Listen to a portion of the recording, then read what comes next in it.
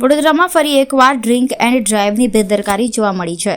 રાજ્યમાં દારૂબંધી હોવા છતાં દારૂ પીનારા પીવે છે અને વેચનારા વેચે છે, જ્યારે કાયદાનું કોઈ ભાન ન રાખતા નશામાં ધૂત વાહન ચાલકો માર્ગ અકસ્માતો સર્જતા રહે છે। ભૂતકાળમાં આવા બનાવો નિર્દોષોના જીવ લઈ ચૂક્યા હોવા છતાં પોલીસ દ્વારા કડક કાર્યવાહી ન થવા અંગે લોકો વચ્ચે ભારે નારાજગી જોવા મળે છે। ગઈકાલે આજવા રોડ વિસ્તારમાં શ્રીહરિ ટાઉનશીપના ગેટ સામેના બમ્પર નજીક નશામાં ધૂત એક કાર ચાલકે બુલેટ ચાલકને અડફેટે લેતા અકસ્માત સર્જાયો હતો। અકસ્માત સર્જાતા ઈજાગ્રસ્ત બુલેટ ચાલકને તાત્કાલિક સારવાર માટે ખસેડાયો હતો।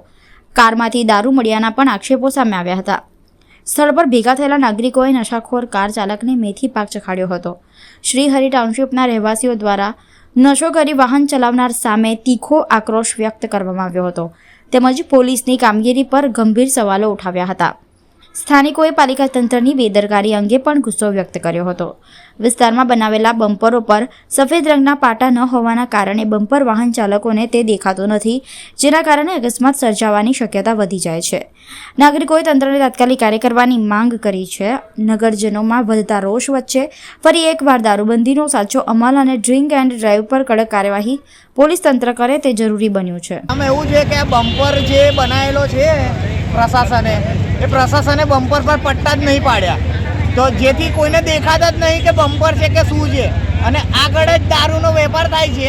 જે રીતે દારૂનો વેપાર થઈ રહ્યો છે એ રીતે લોકો પીને અહીંયા જ એક્સિડન્ટ કરી રહ્યા છે, આગળ એક્સિડન્ટ થઈ રહ્યા છે। આની પહેલાં બી એક એક્સિડન્ટ થયું હતું, એમાં છોકરો મરી ગયો।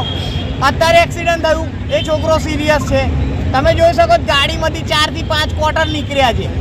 તો પ્રશાસને એનું ધ્યાન આપવું પડે, પોલીસ પ્રશાસનને બી જણાવવાનું કે તમે બી ધ્યાન આપો। જે ઘટના બની એનામાં કેટલા ઈજા થયા છે? ઈજા તો ખાસી થઈ છે, છોકરાને કમરથી ડેમેજ થઈ ગયો છે, છોકરો હજુ બી આઈસીયુમાં છે।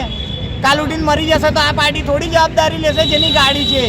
એની ગાડીની હાલત જો જે પ્રમાણે છે, એને ગાડી ઠોકી છે, કેટલી સ્પીડે હશે તમે વિચારી શકો છો।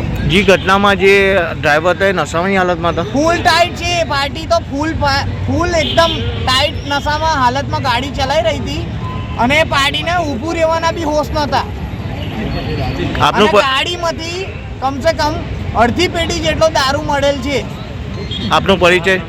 યશ પરમાર, શ્રીહરિ ટાઉનશીપ। જે ઘટના બની ક્યાં બની હતી? ઘટના શ્રીહરિ ટાઉનશીપના ગેટની સામેના બમ્પર પાસે બની હતી। જે બમ્પર પ્રશાસને બનાવ્યો છે એમાં કલર મારવા બી નહીં આવતા, વ્હાઇટ કલરનો। એ લોકો ખાલી બસ એમના ઇલેક્શન મુદ્દાના લીધે આવે છે અને જતા રહે છે।